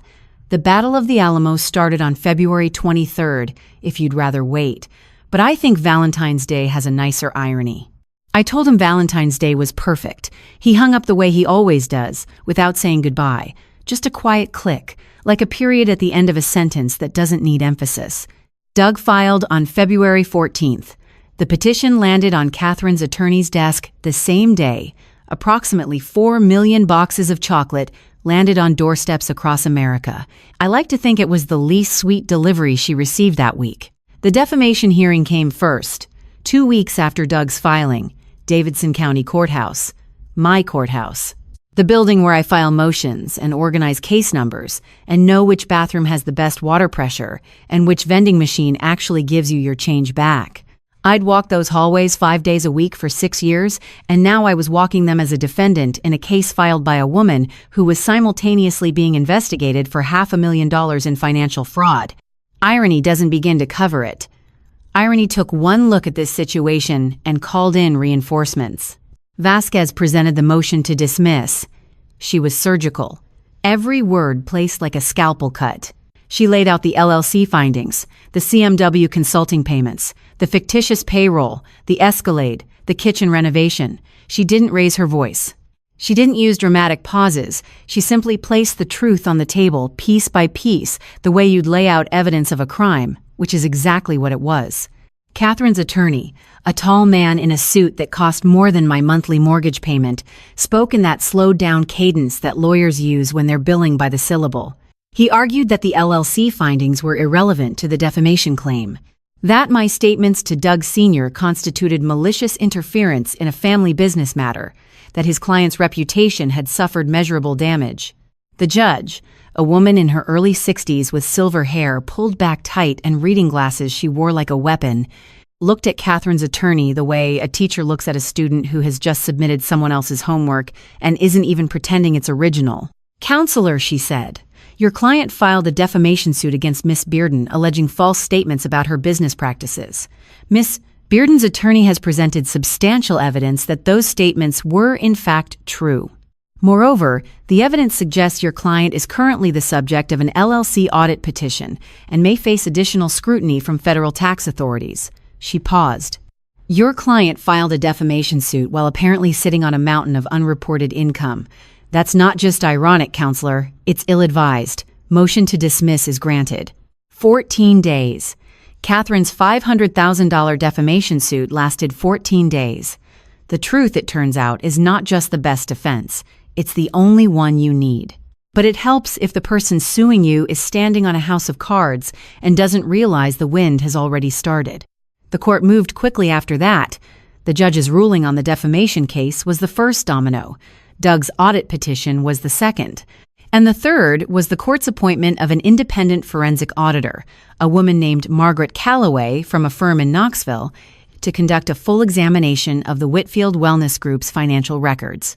Margaret Calloway, gray hair cut short, glasses with thin metal frames that looked like they could cut paper, a handshake that communicated, without words, that she had found missing money in places people thought were unfindable, and she had enjoyed every minute of it. I was developing a pattern of liking women who scared me. The defamation suit was dead. Doug's petition was filed. The auditor was appointed. And Catherine Whitfield Morgan, for the first time in her adult life, was not the one controlling the conversation. But the real case, the one that would cost Catherine everything she'd spent her life building, was just getting started. Margaret Calloway's audit took 3 weeks. 21 days of a woman with paper-cutting glasses and a handshake like a vice grip going through every financial record the Whitfield Wellness Group had generated since 2021. Every invoice, every deposit, every check, every wire transfer, every receipt that Catherine Whitfield Morgan had signed, filed, buried, or conveniently forgotten to mention. The report was 44 pages long. I know because Vasquez showed me the cover page and the summary section, which was all she was authorized to share since I wasn't a party to the case. Doug Sr.'s attorney had sent her a courtesy copy because our initial research, Tammy's research, my kitchen floor phone calls, my Kroger parking lot almost surrender, all of it, was what had triggered the entire audit. 44 pages. I held the summary in my hands and my chest went tight, not from fear, from the weight of seeing something you suspected confirmed in black ink on white paper by a woman with credentials after her name and a court appointment on her letterhead.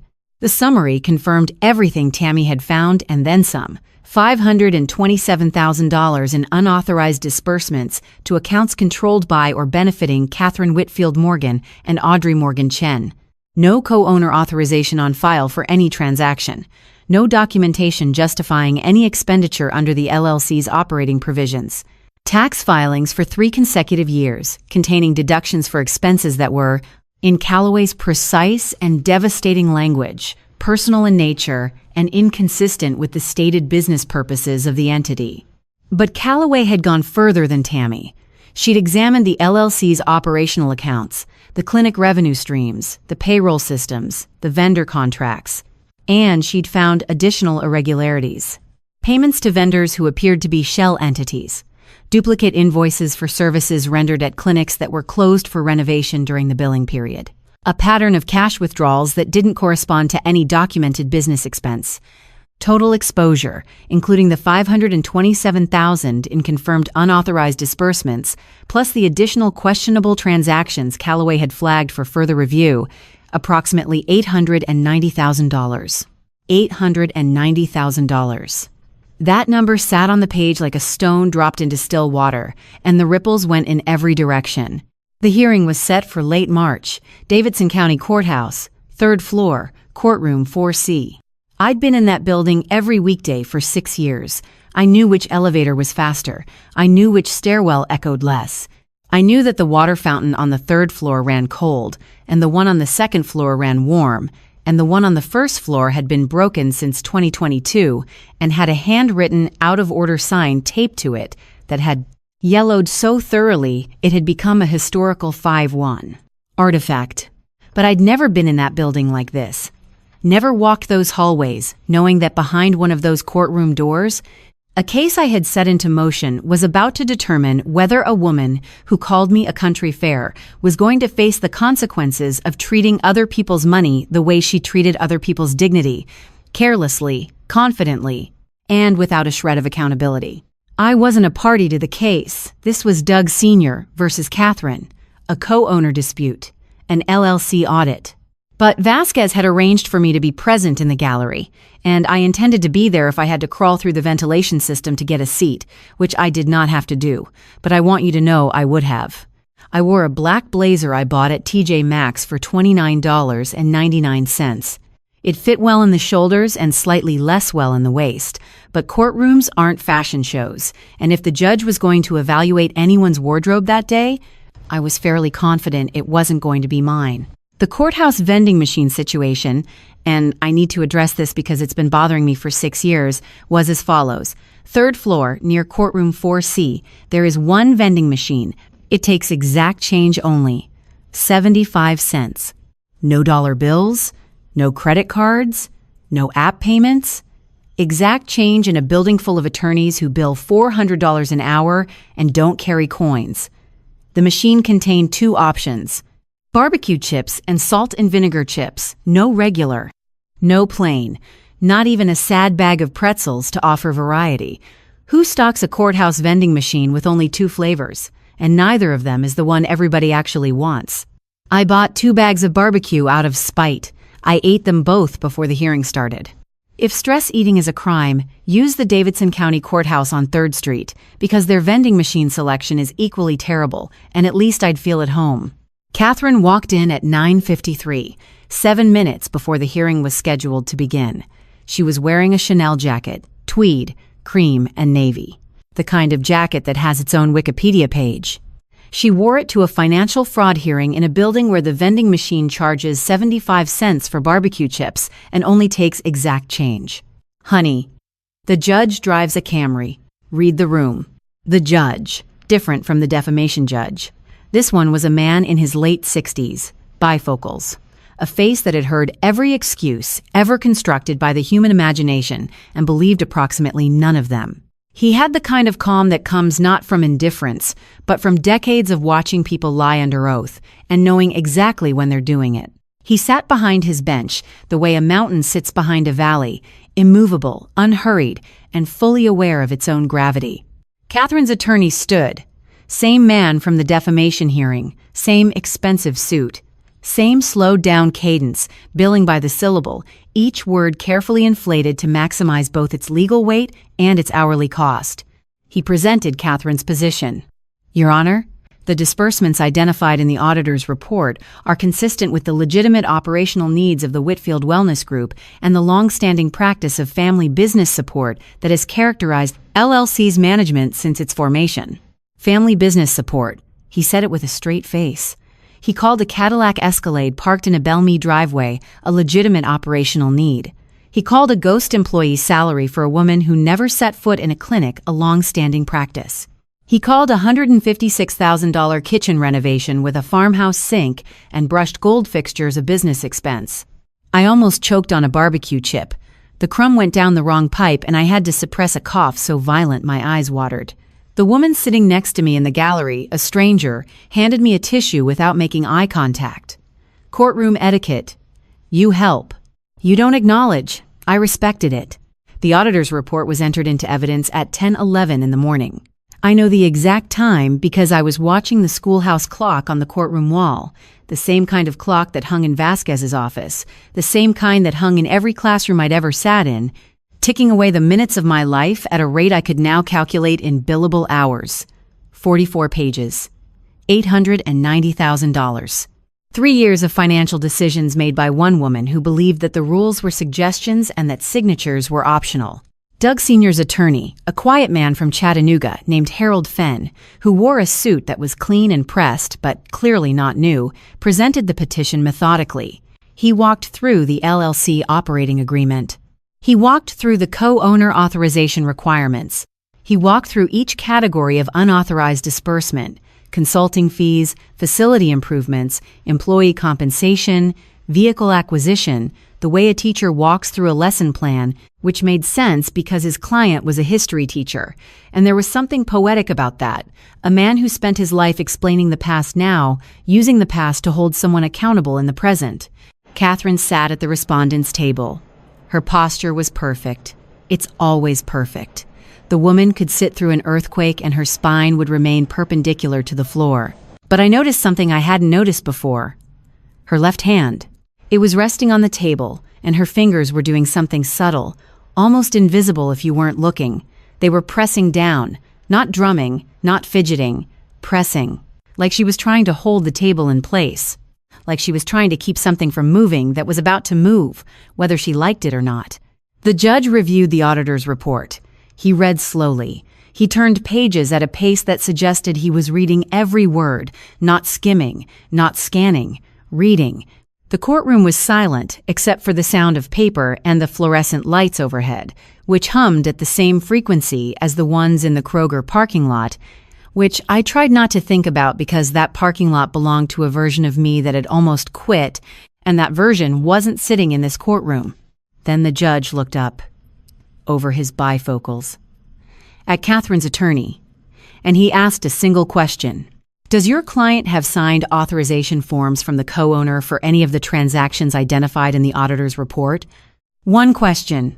After 44 pages and $890,000 and 3 years of one woman treating a business like a personal checking account, the judge asked one question, and it was the only one that mattered. Catherine's attorney paused. The kind of pause that costs $475 an hour. The kind of pause where you can actually feel the money leaving someone's bank account in real time, dollar by dollar, like sand through an hourglass made of legal fees. Your Honor, my client maintains that the co-owner's prolonged absence from day-to-day management of the LLC created an implied authorization based on the established pattern of porth.org. Yes or no, counselor? The judge didn't raise his voice. He didn't lean forward. He didn't do anything dramatic. He just repeated the question with the quiet authority of a man who has been asking yes or no questions in this room for longer than Catherine's attorney has been practicing law, and who has no patience, none, for answers that begin with, my client maintains. Another pause. Longer this time. More expensive. I could practically hear the billable hours accumulating like snow on a roof that's about to collapse. No, Your Honor. 2 words, 2 syllables. The most expensive no I'd ever heard, and I've heard some costly ones. I once heard a surgeon tell my mother that the treatment wasn't covered by insurance. I once heard a landlord tell me the lease wasn't being renewed. But this no, spoken in a courtroom by a lawyer in a suit that cost more than my truck, while his client pressed her fingers into a table and her Chanel jacket held its shape better than her composure, this was the no that changed everything. The judge's pen stopped moving. And that tiny moment, the pen going still, told me everything before he said a word, because judges write when they're processing. They write when they're considering. They write when the outcome is still in motion. When the pen stops, the motion has stopped. The decision has landed. It just hasn't been spoken yet. The ruling came in under 4 minutes. I counted. Not because I'm obsessive. Because I am obsessive, and also because those 4 minutes were the most expensive 4 minutes of Catherine Whitfield Morgan's life, and I wanted to remember every second of them. All LLC assets frozen. All accounts, all pending transactions, all disbursements suspended immediately, pending a full forensic reconciliation of every dollar that had moved through the Whitfield Wellness Group since 2021. Catherine Whitfield Morgan suspended as managing member of the LLC.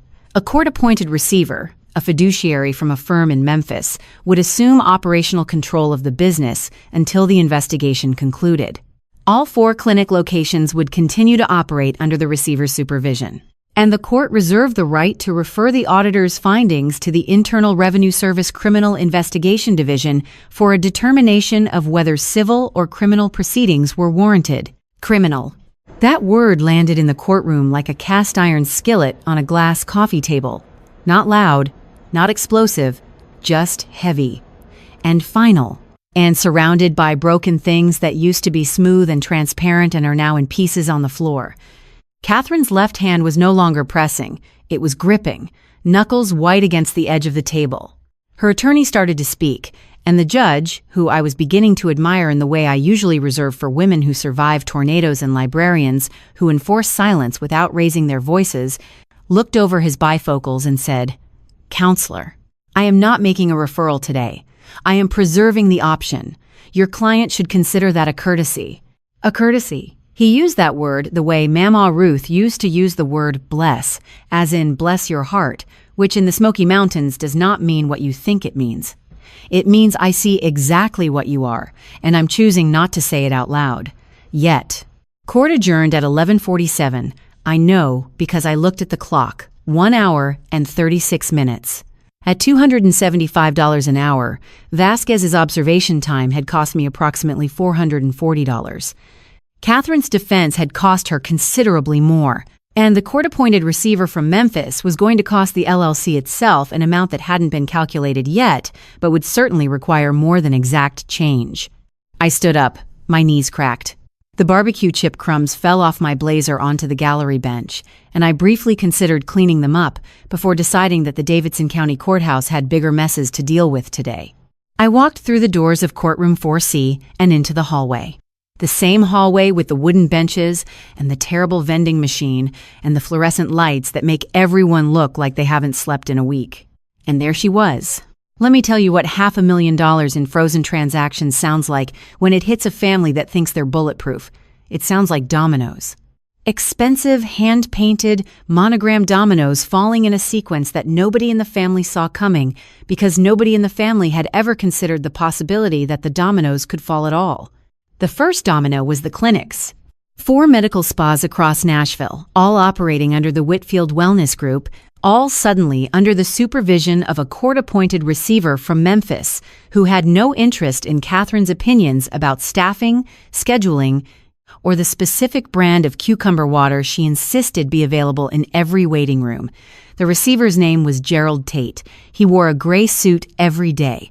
The same gray suit, or possibly 4 identical gray suits. He arrived at each clinic with a laptop and a lockbox and the personality of a tax return. Catherine was not permitted to enter any of the 4 locations without prior written authorization. The woman who had built those clinics from the ground up was now a visitor in her own business, and the visitor's badge had an expiration date. The second domino was the lease.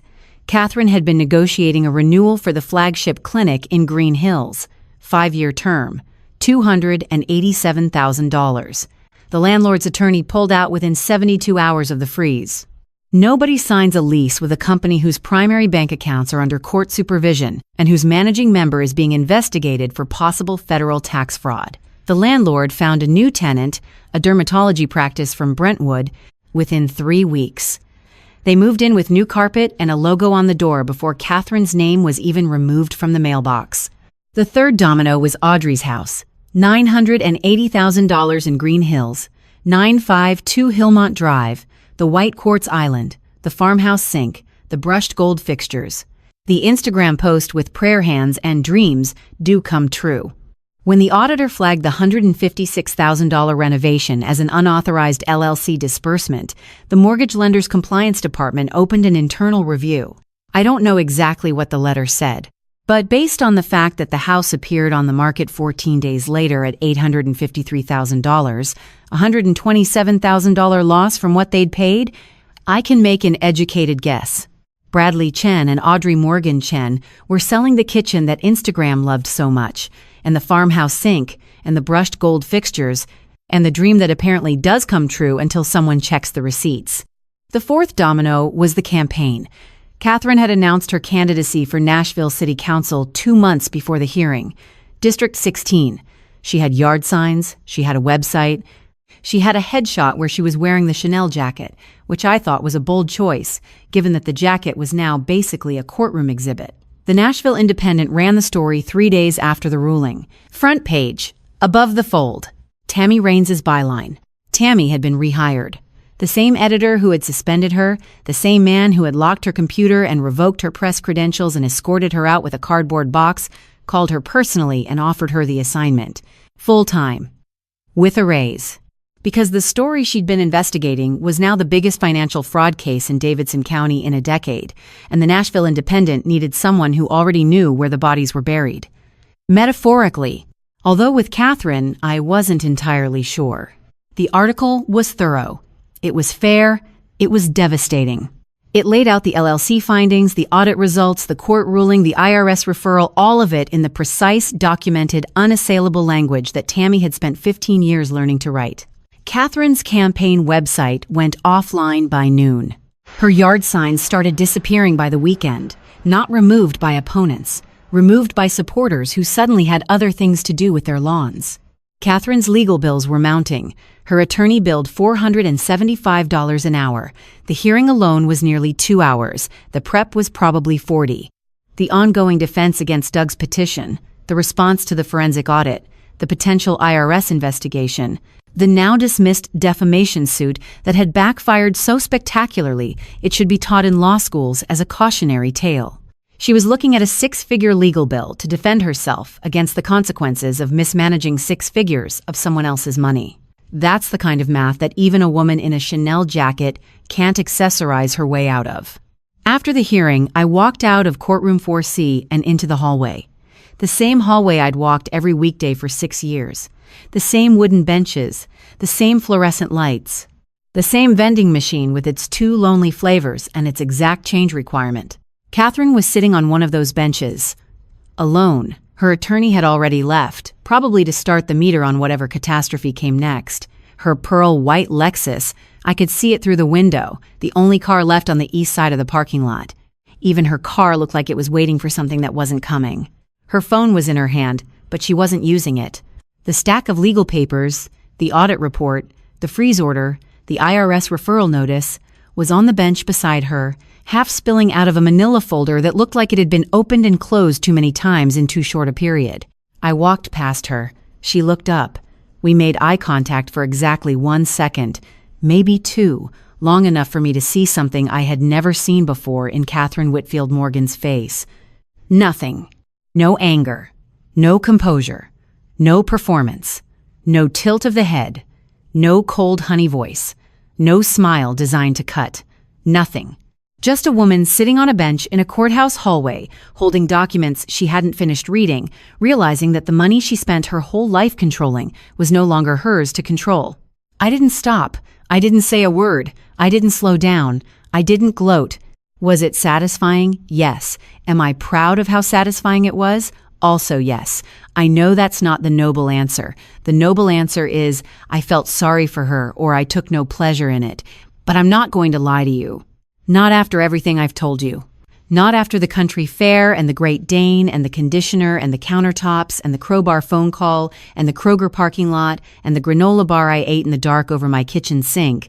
I walked past Catherine Whitfield Morgan in that hallway, and I felt every single one of those 2.5 years of rustic, and bring something to the table and printed seating cards and $350 haircuts and Stolen recipe books lift off my shoulders, like steam off pavement after a Tennessee summer rain.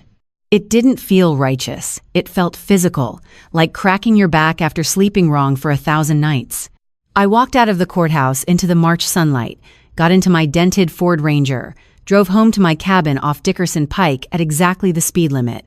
Not because I was furious this time, because I was finished. That evening, I was home, sitting at the kitchen table. The same table where I'd reorganized the junk drawer twice. The same table where I'd eaten a granola bar over the sink in the dark. The same kitchen where I'd poured chamomile tea down the drain, while Catherine's voice dripped through my phone like cold honey. I was sitting there, not doing anything in particular, when the doorbell rang. The doorbell rang at 7:42 on a Thursday evening. I wasn't expecting anyone. I wasn't expecting anything. I had run out of expectations somewhere around the Kroger parking lot and hadn't restocked. I opened the door. Zavana. She was standing on my front step in a University of Tennessee hoodie that was 2 sizes too big, the kind you buy from the campus bookstore, because it's the softest thing on the rack, and you never intend to wear it in public, but you always do. No makeup. Her hair was in a ponytail, the kind she used to wear when she was 12, low and loose like she'd put it up without looking in a mirror. She looked young. She looked like my daughter. Not Graham's fiancée. Not Catherine's project. Not Savannah Morgan. Just Savannah. Just mine. She was holding the book. My book. The Herbal Remedy Book. 63 recipes in Mama Ruth's handwriting. Pressed wildflowers from a garden in the Smoky Mountains. Hand-woven cloth from Gatlinburg. 11 months of my life held in both her hands, wrapped in a piece of Mama Ruth's flannel, the red and black plaid that used to hang over the back of the rocking chair on the cabin porch, the one Mama Ruth wrapped around her shoulders every evening while she watched the fireflies come out and said her prayers. I took it from the table that night, Savannah said. Her voice was small, not rehearsed, not formal, not reading from a card someone else had written. Just small, the way voices get when they're carrying something heavy, right after you left. Before Catherine could touch it. I didn't want her anywhere near it. She'd kept it in her backpack for 5 months. In her dorm room at the University of Tennessee, in a backpack she carried to class every day, under her laptop and her social work textbooks, and a water bottle with a sticker that said, "Be the change." 5 months. While I thought it was gone, while I grieved for it like it was a person, while I called Sullivan's Steakhouse and was told no one had turned anything in, my daughter had been carrying my grandmother's remedies on her back every single day. My throat closed. Not from anger. Not from the effort of holding back words. From something else. Something I've been trying to name for weeks now, and I keep getting it wrong, so I'm going to stop trying, because some things deserve to be felt exactly as they are, without a label, without a box, without being filed into a category and stamped with a code. I work in a courthouse. Everything in my life has a number, but this didn't. This was the thing with no number. The thing that doesn't fit in a drawer. I took the book from her hands.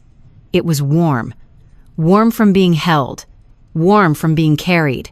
Warm from 5 months of my daughter's body heat pressed against hand-woven cloth that smelled like Mama Ruth's cabin and Savannah's laundry detergent, and something else I couldn't place that might have been hope, might have been relief, or might have been the specific scent of a daughter coming home. Savannah looked at me. Really looked. The way she used to look at me before the David Yurman bracelets and the Belle Meade columns and the Instagram name change. Before the cashmere sweaters and the salon trips and the slow, patient campaign to convince her that where she came from was something to outgrow rather than something to carry. "Can we make the elderflower tea?" she said. "Page 11. She knew the page number. "Okay, give me a second. I'm fine. This part, yeah. We made it. The elderflower tea, Mama Ruth's recipe. Dried elderflower blossoms from a glass jar that had been sitting in my kitchen cabinet since the day Mama Ruth gave it to me, 3 weeks before she passed, and said, "These are for the hard days, mija. Steep them long, drink them slow. And remember that everything that blooms had to survive a winter first." I boiled the water. Savannah measured the honey, too much on the first spoon, just right on the second. We waited 7 minutes for it to steep, because Mama Ruth's note on page 11 said 7 minutes exactly, not 6, not 8, 7, and when Mama Ruth wrote a number, she meant it the way the Bible means a covenant, permanent, and non-negotiable. The tea came out golden, pale gold, the color of late afternoon light through a window that needs cleaning. It tasted the way it always does, sweet and floral and faintly bitter underneath, like something beautiful that remembers being difficult. Exactly the same as when Mama Ruth made it in her cabin in the Smoky Mountains with the fireflies outside and the flannel on her shoulders and her Bible open on the table next to the honey jar. Some things you just inherit. Not the recipe, not the flowers. The way it makes you feel when you drink it with someone you love in a kitchen that's seen both your worst and your best. We sat at the table at 10 o'clock at night.